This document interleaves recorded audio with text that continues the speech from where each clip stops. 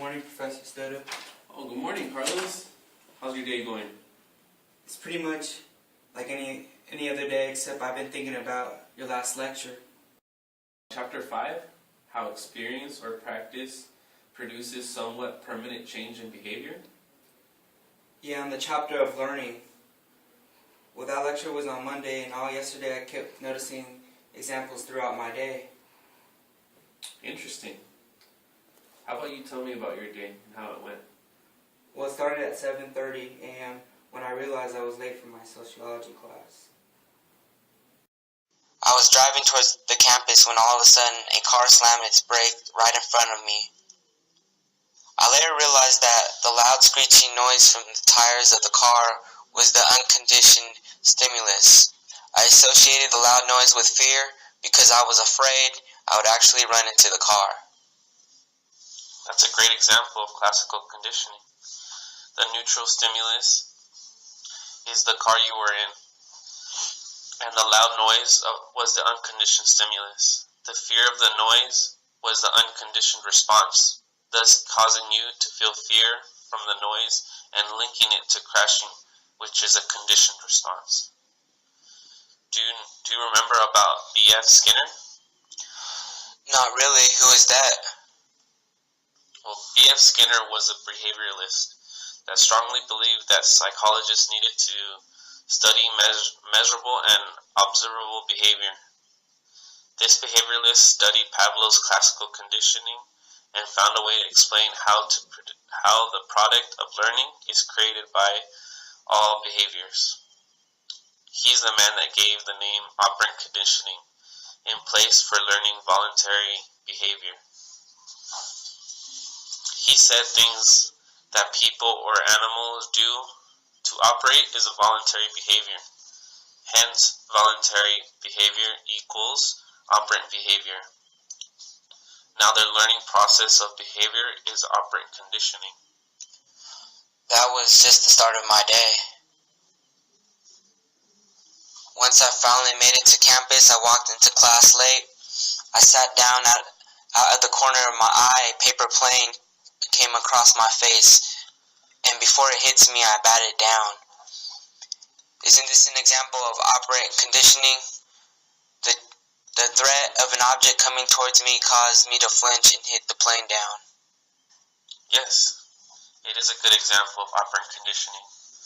When you notice the paper plane coming towards you, you had involuntary response, which is your eyes flinched as it reflex. By hitting the plane. Well, it turned out, because of all the misbehaving and disruption going on, that the professor decided to give us a pop quiz. Good, that's how I would have demonstrated positive punishment if my students act that way in my courses. How is that positive? It's a surprise quiz. Positive in this usage doesn't mean that you normally think it means. The learning chapter of psychology positively means to add. Your professor added a punishment so that your class would want to stop misbehaving. Just remember that in mathematical terms, like positive is equals plus. That makes a lot of sense, seeing that everyone in class stopped acting like monkeys from that point on. During the quiz, the professor announced that if more than 80% of the students received A's on this quiz, the class would be released early. So I noticed that this was an example of fixed ratio schedule of reinforcement. Excellent observation. Your professor was offering a reward, which is reinforcement, in exchange for a specific number of students that had to excel on the quiz. Well, the fixed ratio schedule of reinforcement worked out in my favor.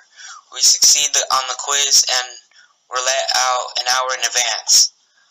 This allowed me to go to the computer lab and log in the hour I needed in order to receive extra credit for my class. Now this is an example of fixed interval schedule of reinforcement. Remember, reinforcement means good. Because the extra credit is a reward being enforcement, But to receive this reward, you had to log in for a specific amount of time on the computer.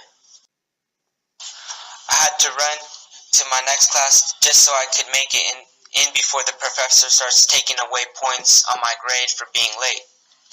The professor is demonstrating negative reinforcement by removing, which is the negative, points which you don't like because it affects the grade in a bad way. This causes you to be on time and learn what is going on and being taught that day. Wait, I haven't even told you the highlight of my day. Because I showed up on time and I logged in the whole hour for the computer lab, the professor gave me twice the extra credit points. Which professor is this? They apply great learning methods. This professor is demonstrating positive reinforcement. They are adding positive, something you like, the extra credit, in order to get you to log in the hours at the lab and showing up on time.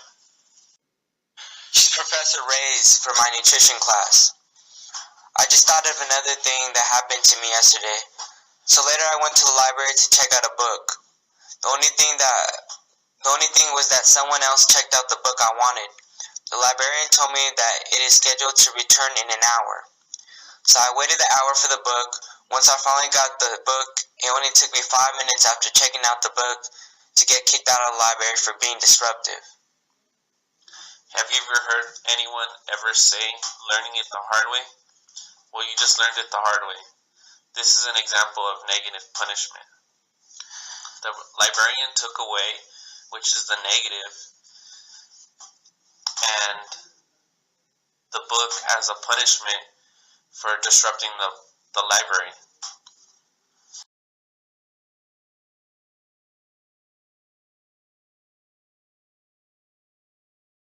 That's all I can remember that happened to me yesterday.